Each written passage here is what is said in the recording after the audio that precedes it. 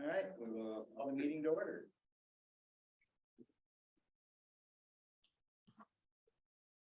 I pledge allegiance to the flag of the United States of America and to the republic one nation under God, indivisible, with liberty and justice for all.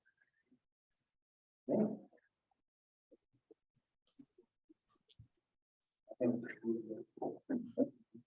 if he does, we just leave it.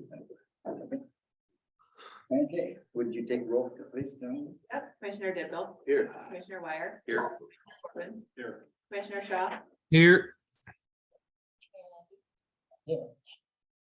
You, seeing no appearances of acknowledgements, is there anything anyone wants removed from the consent? Well, let's look for it. We have a motion and a second. Both same sign. Seeing no appearances of acknowledgements. And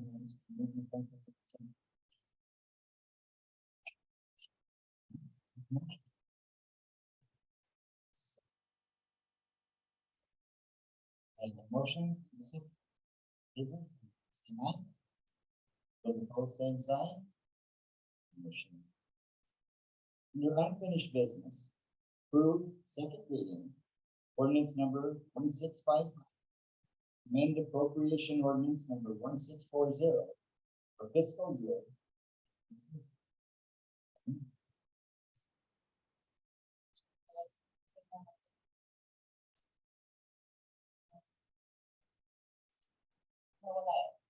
Changes from the first reading to the second.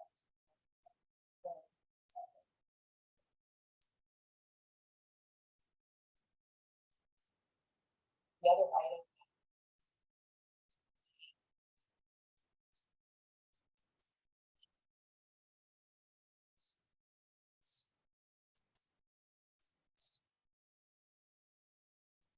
Questions or comments?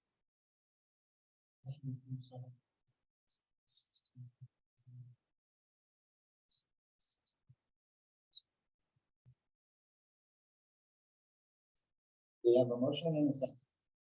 Givers, say aye. Aye. Sign.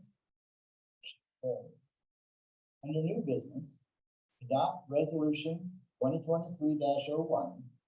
Provide for the creation of tax increment district number 4.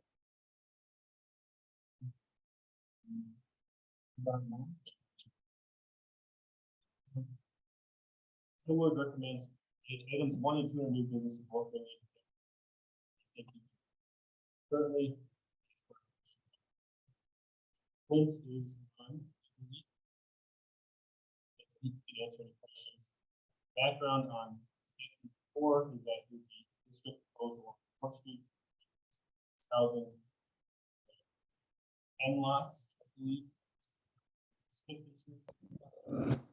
I think I'll turn it to Clint to see if he has information he'd like to provide. Thanks for joining, Clint. Yeah, absolutely. Sorry, guys, it's been kind of a whirlwind with rescheduling and stuff. I ended up on the road, and so I apologize for not being there tonight. So in front of you guys have the TIF plan and the boundary documents. Those are associated with a multifamily housing project that we're proposing for Southwest 4th Street. There's five properties that are under evaluation. Ultimately, within the existing R60 zoning code, we anticipate the ability to place about the potential for 20 townhome units on that site without needing a zoning variance at all. So in the future, you'll be seeing a proposal for a replat would be the only outstanding issue associated with that. These 20 townhome units, and I'm running a little bit behind, but I can pull them up here as we do discussion. Those 20 townhouse units would be a combination of 2 and 3 bedroom. is sitting in front of you as what we call an affordable housing TIF. I don't want to get confused. That doesn't necessarily mean low income type housing by any means. We use affordable housing TIFs primarily for workforce housing in the state of South Dakota. And so the major limiter for affordable housing type projects like this in the state of South Dakota would be that they fall within 120% of the average median income, which here in South Dakota ends up being just about everybody that's a renter falls within those income qualifications. So that's kind of what's sitting out there. Yes, open that up to questions. I'm sure I missed something. Questions from the commission?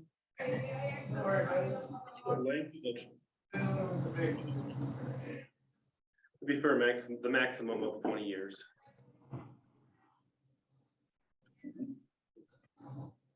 So for the maximum of 20 years, right now the project schedule is looking like we'd finish getting through funding packages and pre-development items, and including finishing architectural design and site design here in early 2023, with the goal of breaking ground on foundations and vertical stuff in the late, probably early fall, of 2023, and complete construction late spring of 2024.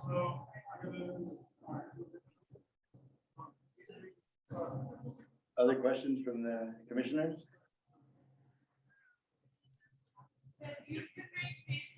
Some questions in that I have, and that is within the paperwork and that we received, we do not have project plans or site development plans. We also are lacking a letter of commitment from a bank or financial institution. And in the past, TIFs and that, we have had Toby Morris. TIFs for proper language and that for the benefit of the city. And we haven't gotten that accomplished yet. So those are some concerns in that that I have. So from a funding perspective, and the mayor and I had spoke previously about this, from a funding perspective, this project is a little bit unique in that what you've seen probably in the past there in Madison, the primary financing tool on this will actually come through South Dakota Housing. And so the way the South Dakota housing process normally works is that their money is basically the last in on total commitment of how a project comes together. And so in the past, when we've taken a project through South Dakota Housing, I totally realize that we don't have all of the letters of commitment up front. The way we normally do that is we do the TIF contingent on receipt of those additional financing packages. That way you guys aren't feeling like you're hanging out there, and it lets us continue to get through the process. The other thing kind of associated with that is when you look in the project plan, you'll notice all of the dollars are contained under a discretionary grant line item. The reason we do that, and Toby has gone that way with everything that we're doing other places with Toby as well, is because by layering that under the discretionary grant area, then those dollars don't count against the constitutional debt limits of the city, and make sure that we're not tying up city funds kind of inadvertently. So those TIF proceeds ultimately will be financed by Dakota Bank, is who will carry that note. And so that process, I guess, is in place. And so our goal, I think, and it's totally up to your guys' decision, our goal is to approve potentially contingent on receiving those additional items so that you guys have an opportunity to see them. We're not trying to hold you to anything. It just makes our process a little cleaner. Clint, could you talk more towards what's included in the project costs? And then I know the non-project costs were listed as residential construction. So would it be accurate that the housing dollars that you're talking about would be construction? Those are two items you're looking for is description, more information. No, so South Dakota Housing has the ability to finance infrastructure costs as well as vertical construction costs. And so you're really talking about a total cost. And so when you look at TIF proceeds on a project like this, a fair amount of those TIF proceeds end up going to debt financing. When you look at interest payments that end up having to be paid there, You'll also stick a fair amount of those TIF proceeds into some of the infrastructure costs, including parking costs and things like that. Professional services fees, so anything that we've got on design, including engineering and architecture, is all included in there. And then land acquisition is the other major one that we see in a TIF plan like this. And so purchasing 5 lots that have on them, even though that they're in rougher shape, takes up a fair amount of TIF plan to basically come in and redevelop. Talking about why you redevelop versus going from square one. So it's actually oftentimes probably cheaper for us to go out and buy bare lots that might exist in a brand new development. But from kind of a philosophical standpoint, one of the problems with that is then you as a city council basically end up with a whole bunch of sunk opportunity cost, I'll say, on infrastructure anytime that we start to sprawl out outside of kind of our existing zone. And so on those 5 lots, you guys are probably only collecting minimums on, let's say, two of those 5 lots. And so anytime we have the opportunity, even if it's more expensive to redevelop stuff kind of in the core where we've already got infrastructure that's in place, it 100% makes sense to us, just because long term, that's how municipal infrastructure stays viable, is redeveloping stuff inside rather than continuing to expand out further and farther. So. And for those that have not reviewed this, he's talking about 5 lots that are continuous from 3rd Street through to 4th Street. They're 200 feet deep within the plan, and that would be to divide those into 100-foot deep lots on 3rd Street and 100-foot lots on 4th Street. So the 5 current lots that go all the way through would become 10 lots, and then twin homes on each of the lots, which comes up to the 20. So for those who are not familiar with, the full information in that, do you have any more you want to add to that, Clint? I think that's it in a nutshell. One of the things that previously spoke to Jameson about, all of our costs are basically then eligible to be reviewed through finance office or whatever guys process you guys want to. So when we look at TIF proceeds, none of those TIF proceeds end up in my pocket or any pocket on the development side. Our goal is really to reinvest 100% of the TIF proceeds. This really is the epitome of what you use a TIF for, though, on a but-for kind of standpoint. I mean, when you look at, you realize it's a fair amount of TIF increment when you look at where interest rates are and total project costs on a project like this. In order to redevelop existing infrastructure or in existing homes into a project like this, it really takes a substantial amount of those TIF proceeds to make the thing cash flow. And so we're not inflating anything or asking for anything additional that is outside of basically required costs. Looking at TIF increment generated, one of the other things that we'd gone back and forth a little bit with city staff on, we're really comfortable that this development will generate that amount of TIF increment, and we're confident that it'll pay off early as well. When you look at where your guys' valuations are in town on that townhome side, the difference between valuation and construction costs that's normal in Lake County historically, and the number of units that we're anticipating, we're super confident of where our increment is.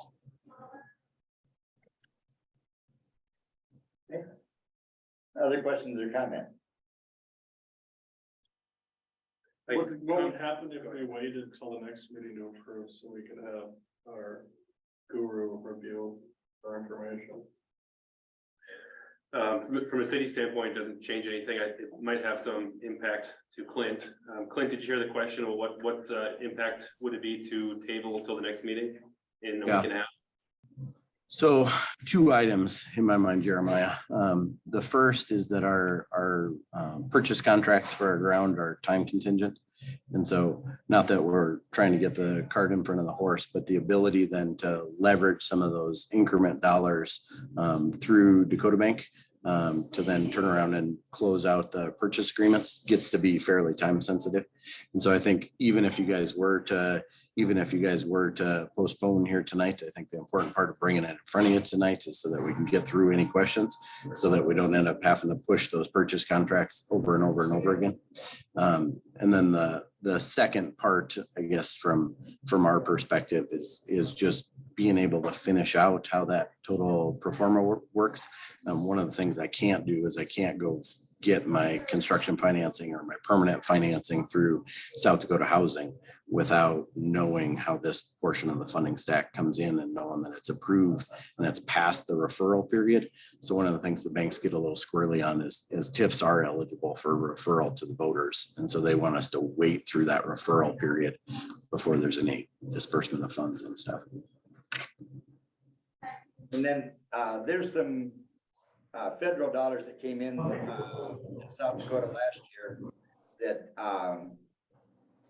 got held up in that area in front of the legislature. Is this involving any of that?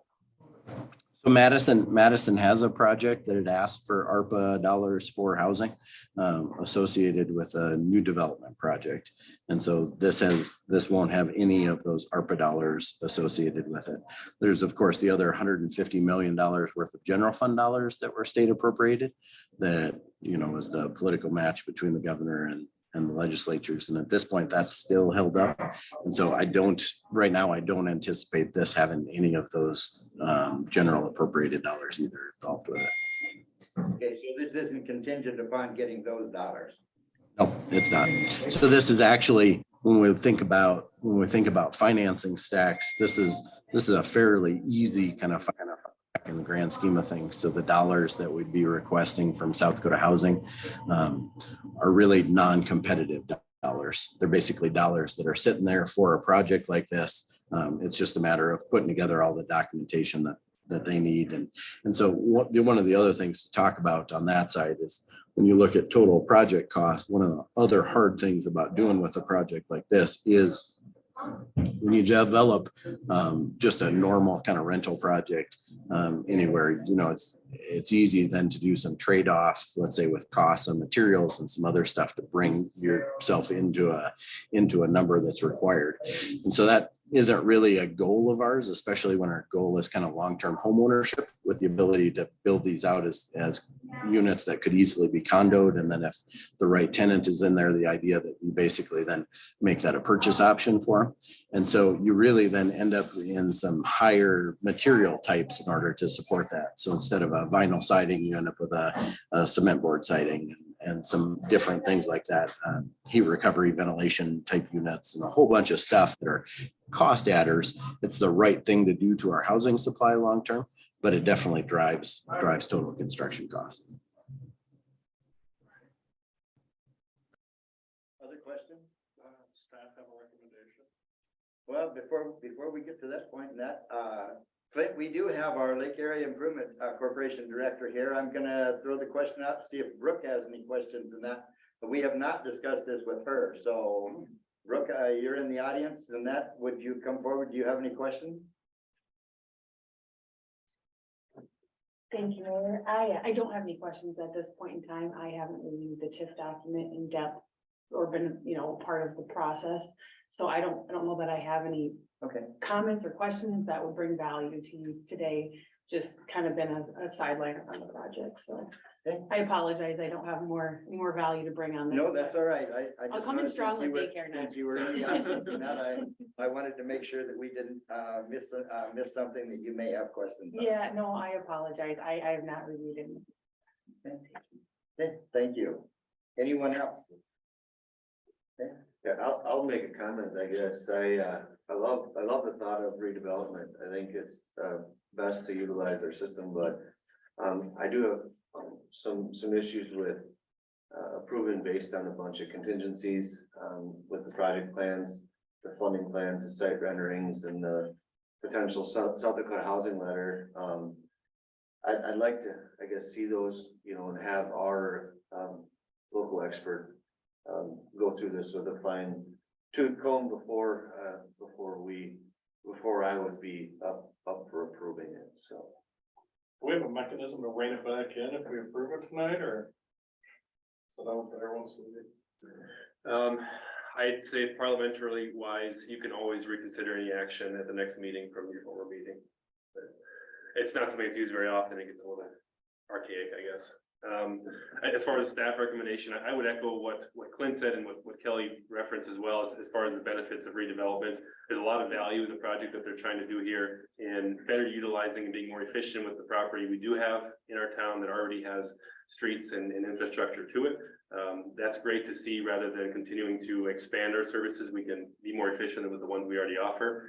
I would also agree with what Kelly mentioned as far as there's just a few more things we want to check off.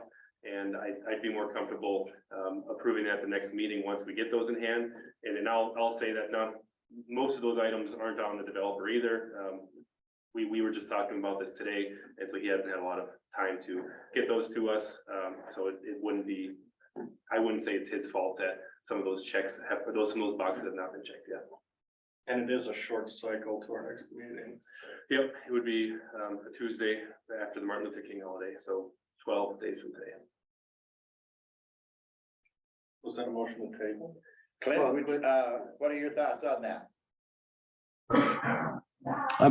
If that's the direction you guys go, I mean, we'll work through it. I think talking through one of Kelly's concerns, I mean, I want to be really clear that when this comes back, you're not going to have a South Dakota housing letter. Because South Dakota Housing will not go first. And so you guys are gonna have to go first. I'll have a letter from the commercial lender up at Dakota Bank, basically saying, hey, we're behind the TIF and we're prepared to finance the TIF. The only way the bank finances the TIF is as long as they're comfortable that it's actually gonna go to construction. Because when they turn around and lend out that total amount, then it has to get to construction or the property taxes are never there. And so when the banker says it's gonna get there, I guarantee you, he's gonna make me build it. It's, you don't miss on something like that. Clint, I'd be more comfortable too, and that, it's 12 days from now, and that, I'd be much more comfortable also in that, to have our recommendations from Toby Morris and that who's reviewed our other tips and that we've done in the city. So being that it's 12 days from now and that, I support Kelly's concerns and that we wait till we get the things that we can and then move forward. Yep, if you guys want to give us a list of documentation that you guys need, here early next week, we'll start working through that. And then I will reach out with a copy of documents to Toby and start visiting with Toby about stuff. Yep, we can do that. We can do that. So with that, Kelly, would you want to make a motion? Yeah, sure. I'll make a motion to table adopting the resolution 2023-01 to provide for the TID number 4. Sorry. Okay, we have a motion and a second on number 1. All in favor, signify by saying aye. Aye. Opposed, same sign. Okay, motion carries. And then would you want to make that same motion on number 2, which would be the approval? Yep, I'll make a motion to table number 2, approve tax increment district number 4 project plan. Second. Okay, we have a motion and a second. All those in favor, signify by saying aye. Aye. Those opposed, same sign. Motion carries. So we will be in contact. Clint, thank you. Sounds great. Thanks, guys. We appreciate your time. Thank you. Yeah. Okay, number 3, Motorola, Lake Area Improvement Corporation. Discussion on potential locations for a daycare facility. Thank you, And you Mayor. brought a guest. I brought my partner in crime when it comes to daycare and all things kids. So I have with me Janelle Kuzi, elementary principal. Uh-huh. Thank you for letting me join you today. Thank you for being here. Floor is mine. Floor is yours. Okay. So as you all know, the LEIC has made our primary initiatives as housing and daycare. We work diligently for identifying sites through a process of elimination. To give you an idea, we've exhausted 17 different locations in the past year. That just simply did not work out for one reason or another. I'm here today to open up the conversation about locating a daycare center at the city park across from the pool where the T-ball diamond currently exists. This location has been on our radar for some time, but it's tied to federal grants. So in a very condensed explanation, to take park space, needed, we actually, to take park space out of what is it, park zone, Use, yeah. park use, yep, thank you, Jameson. We would have to replace that with parkland elsewhere. So, with the recent purchase of land along Highway 81, we're now in a place where we can do that. So we have real potential. So a public release will be coming very shortly on the land being purchased, because I know that's going to be a hot, very exciting topic for us as well, but I do want to keep the focus on daycare for today. So obtaining that land now makes it possible to do a land swap and locate daycare at the city park. So we've also assessed the newly acquired property for the potential of daycare there as well.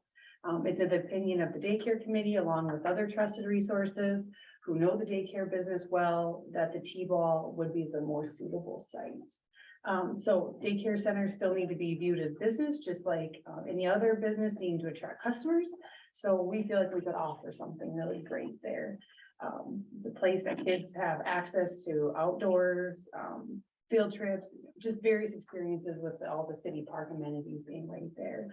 So when I was going through some of my highlights today, I pulled out an old list of priorities that I had written quite some time ago when I was trying to identify lots or land throughout the city. I made a list of priorities to try to organize my thoughts. And one is, this is from top to bottom, the top 7 priorities. I had visibility near a local park, parent workforce travel, proximity to school, safety of neighborhood, proximity to corporations and other partners, and then size of the property. So when I look at those 7 listed, quite some time ago, it really checks a lot, all those boxes. So in summary, we're just so excited to bring potentials, real concrete potentials for long-term solutions for a daycare site.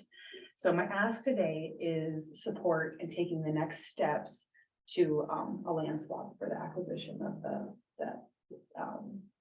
it's approximately 1.5 acres where the T-ball diamond is to the north. So not the tennis, where the tennis courts would stay, in the tennis courts to Highland. So open it up to questions. Yes. Or Questions, Janelle, I comments? apologize. No, We're good. sorry, Janelle. You wanna do anything? I would just reiterate that park use phrase is, that perks my ears, because the biggest consumers of parks are kids, and kids from birth to 5 in a daycare setting would really increase your park usage and the facilities around it that would provide them a lot of recreation and appropriate childhood development. And if you want your workforce to be highly efficient and effective, you give them a good place to leave their kids. We've got some great daycares in Madison, but we are in a shortage. I mean, we're at a tipping point. I think you found a good location. Thank you for working on this. Thank you. What was the grant that it was in originally, this area? Land Water Conservation Fund, is that right, Mike? Yep, it's through the state, but it's federally funded to the game fishing park. It was actually it's the same parcel as we obtained that grant for when the tennis court and the basketball hoop was built down there, and that would have been pre my time, so probably 2010 is what I'm guessing, when that grant went out for that parcel, so. It's probably fair to say that all of our parks in town are encumbered with a grant to improve the park in some way. And so we can move that encumbrance to a new park of equal or greater value. There's quite a few hurdles to jump through. It's not necessarily the easiest process. It doesn't happen very often in the state, but there is a path forward if we were to relocate that park. So Brooke, to clarify, to make sure I'm on the right page here. LAIC is acquiring a property which would work for the park replacement. It could also work for daycare, but your preference would be to locate the daycare with T-ball fields and relocate that to the new property. That's correct. We've had lengthy conversations. So the land along 81 would be another great location, right? So if we exhaust another option that simply doesn't work out, I'm just excited that we have concrete, backup plan or, potentially plan. But we did go through the pros and cons of each. And, one is undeveloped, the other is a very developed area. So that's primary reason. Can I jump in, Brooke? I guess I would support the ball diamond as well. I'm not real fond of putting a daycare across to 81 and making kids come across that road to use the park and the pool and all those facilities when we can put it right there where the facilities are at. I just think the benefits of it are far superior to being across the road potentially. I would echo that also, because then you have a daycare and it can cross a non-busy street to the park. And then not only that, you have the swimming pool that's available also right there, all within walking distance. You can have the traffic that comes in off from, I'm gonna say First Street, Yes. off First Street, you know, so it would not come off from 81 to the daycare. So I'm in full support of this project. And I'm thrilled to hear that. I'm going to also point out one of the big benefits to that site is not only the swimming pool in the park space, but the actual playground equipment. It's ADA compliant. It's developmentally appropriate for birth to 99 years old. So it's already in place, and playgrounds are equally as expensive to build as buildings. So that being in place and accessible and ADA compliant is a huge win. The other piece that helps save on costs is when you do go to build the daycare, you need to allot for parking lot as well as playgrounds. But when you're within a certain proximity of parks, as well as a parking lot and have off-street parking, that does help reduce your cost. So I'll go back to, I think both options are great options. They're better options than we had a few months ago. So happy to, I'm excited to be able to dissect them both, pull out pros and cons. But it is our opinion that that would be the preferred location. And again, this is first step in a number of steps. Yeah. Other questions, comments? I have a question for Mike here. You want me to come over? Please, for the benefit of people that don't play. So your group, your team is maintaining that current field? Correct. It's utilized as a practice field now. It probably is groomed in the busy months of May, June, probably twice a week. We run a groomer, try to run a groomer over top of it. After probably the early June timeframe, when teams are playing their games on a weekly basis, I would say it's utilized maybe once or twice a week by certain teams, but I understand the concerns about it and stuff in that aspect. We also have our Thule complex that's set in Idleland right now, basically has a rec program that's being played down there one night a week, but if teams wanted to practice, they have the ag line surface and the bases, distances, they could be utilizing the Thule complex. And Thule are probably better fields than this, Yes. so there's availability Yes. throughout any day. Correct. I mean, in the early May timeframe, when everybody's trying to practice at the magical hour of 6 o'clock, we will have the scheduling struggles of the diamonds, but that's with or without this aspect of this diamond. Doesn't have an outfield fence. It doesn't have the bleacher section. So they played t-ball games on it basically, but anything that's above the age of t-ball hasn't ever been played on it. There might be a few neighborhood kids that play on it, but other than that, I mean, we don't see a nightly occurrence where there's teams practicing on it. What's our expectations for, how many kids is this gonna hold or? It's a great number. That's a great question. So Janelle and I have kind of gone through trying to quantify it a number of different times, but I think our bigger challenge is gonna be workforce. So I think, ideally, I'd love to build a facility that could accommodate, let's say 100 kiddos, which is the real pent up demand. But we have to be realistic with how many kids we could actually accommodate based on the ability to attract workforce. And I think too, the target number would be 100, and I'd say you're still gonna have people looking for daycare, and that's alongside the current daycares. And got some creative ideas to fill in that workforce, maybe some partnerships with Dakota State and some work study and some early childhood education majors, so I hope we get to that problem. Yeah. Make me do a cartwheel, quite honestly. And when I think about the big goal of improving our daycare or having a daycare system or center in town, you almost have to start with one step at a time. The goal is right now, we can't attract a partnership of any sort of kind to run a daycare because we don't have a facility. To have a facility, you need a location.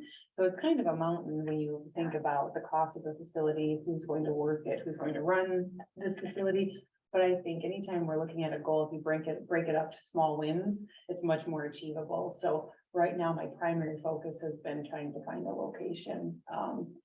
But of course, always open to having conversations with partners, potential partnerships. But if we build it, they will come. Oh, yeah. Yes. And the other piece, and I don't think it's been said, but I do think it's important. I mean, one T-ball diamond gets taken out. I would definitely lean on the parks, but on the Parks Department, but I would intend on another diamond going. I mean, we have space. We definitely don't want to just take out a diamond, but when you look at the utilization of a property, how it's currently being utilized and the kids that it could service in the future, I think it's make an impact, make a large impact in our community. So LAIC would provide the land to replace this field. It would also pay to build it, whatever it is, so that the city's essentially swapping one field for another, and you can do what you want with it. Is that accurate? If that's the direction of the commission, I would be happy to pitch that to our board as well. I would say building a brand new field is significantly more expensive than the T-ball diamond has there. Well, And I wanna when I make- say field, I mean Yeah, some I kind of just- replacement. Yeah, Yeah. yep. I just want to make sure if we're gonna do it, we're gonna improve and make it better and more, Yeah. well utilized for, the teams that are, practicing on it, make sure it's more suitable. Another thing in that I like about it is, we're talking about land and that is gonna have future development, future new homes, future new children. And this here would be a nice addition, in addition to, whatever other, park amenities are also put into that property, which will be located on the west side of Highway 81. And so it would give more amenities and that for the development of the homes and that are gonna go in that particular area. So that's another reason why I think this is a great step to start moving forward on. All great conversations that focus on our two initiatives, housing and daycare. So Yes, we're excited. absolutely. It's all progress and steps in the right directions. We're not looking for action tonight, but if the commission's open or supportive of replacing the field and locating a daycare facility there, I'd recommend two things. One, Mike can work with the park board. We greatly value the input from that board to the city, and they might have new ideas we haven't thought of.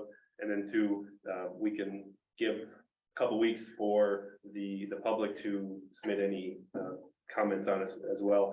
Maybe there's people in the area that you wouldn't like to see that field moved, and we want to be able to give them a couple weeks to let us know about what their feedback is and provide input before we, dive too much further. That sounds good to the group. And I completely agree. I mean, we as the LAC want to make sure we open it up and are able to receive community feedback as well. Keep things close for a while, but it's just important to open it up for feedback. Very good. Any other questions or comments? We should do a resolution or mayor's proclamation. We should have something. At one of the next meetings. Yeah, I'll need to, revisit what the first steps are to actually formally replace a property. It might be, we just need to do a lot of research, but I would like to probably place this to the next agenda, and that'd be the final time for the public to give their input and for you guys to give your blessing on go forth and keep working on this plan.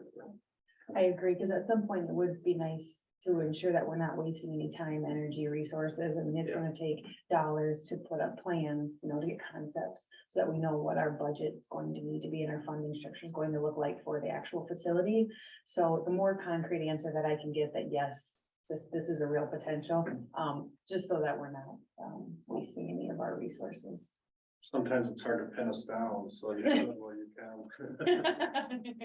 And one of the things I'd like to do right now is we have both media sources here and that, they're gonna be reporting on this. Do either of you have any questions at this point that you'd like to have for your input?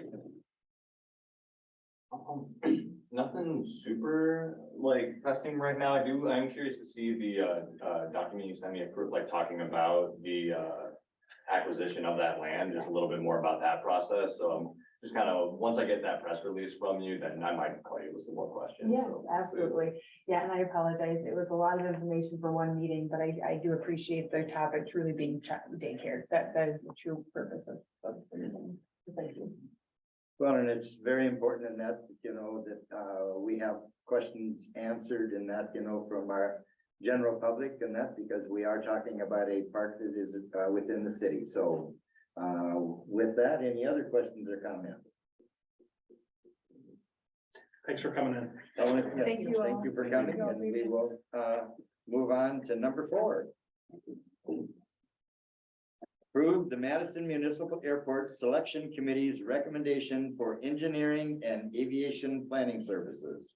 And Jameson, I'll ask you to talk on this one. With the Madison Airport, every 5 years, we are required to undergo a process to solicit proposals for engineering services and to select a provider for those services for the next 5 years. There was a selection committee consisting of City Commissioner Adam Shaw, a member of the airport board, Ken Johnson, the manager of the airport, Morris Riggin, and also the director for engineering and community development, Ryan Haig. And they solicited proposals, and there's a detailed process for how they're required to do that. And they received 2 proposals, and they reviewed those proposals, and they recommend moving forward with KLJ as the airport consultant for the next 5 years. KLJ has been our consultant up to this point. I'm not sure for how long, but for quite some time. And I believe that we're very satisfied with their services. So we recommend moving forward with KLJ. KLJ has been with us for more than 10 years, during the time period that I've been in and out of here, so. They've been very good to work with. So, questions or comments? There was one other Yep, there was from Aberdeen. from Aberdeen. Yeah, it's nice to have a competitive process, so they have somebody to compare them against, and ultimately they reviewed both, and they had, of course, pros and cons, but ultimately they decided to recommend KLJ. The overall packages were close, or how does that? process? I'll ask Adam, or I don't know if Ryan's on, if either of you can speak towards the comparison of the proposals. I see Ryan's name. Ryan or Adam, did you catch the question? Yeah, I sure did. Maybe I'll comment on that.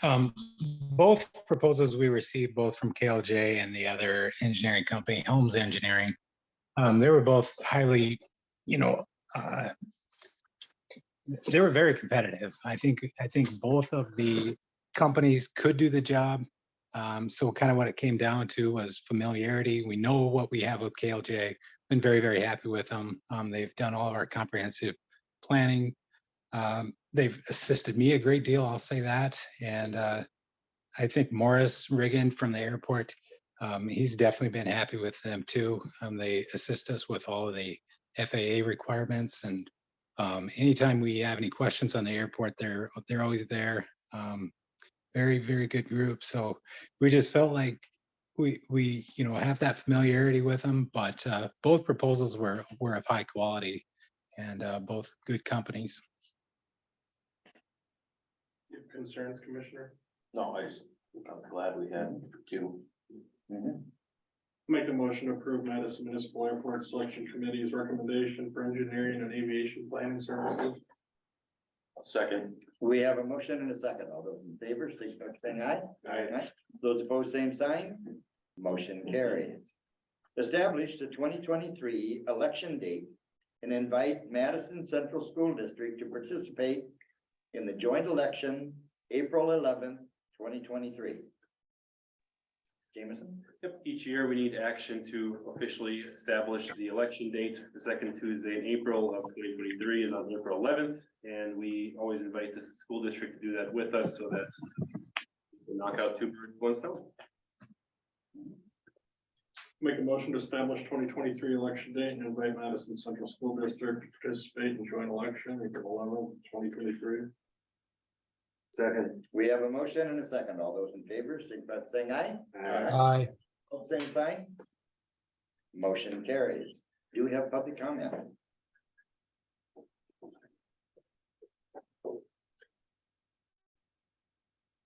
No.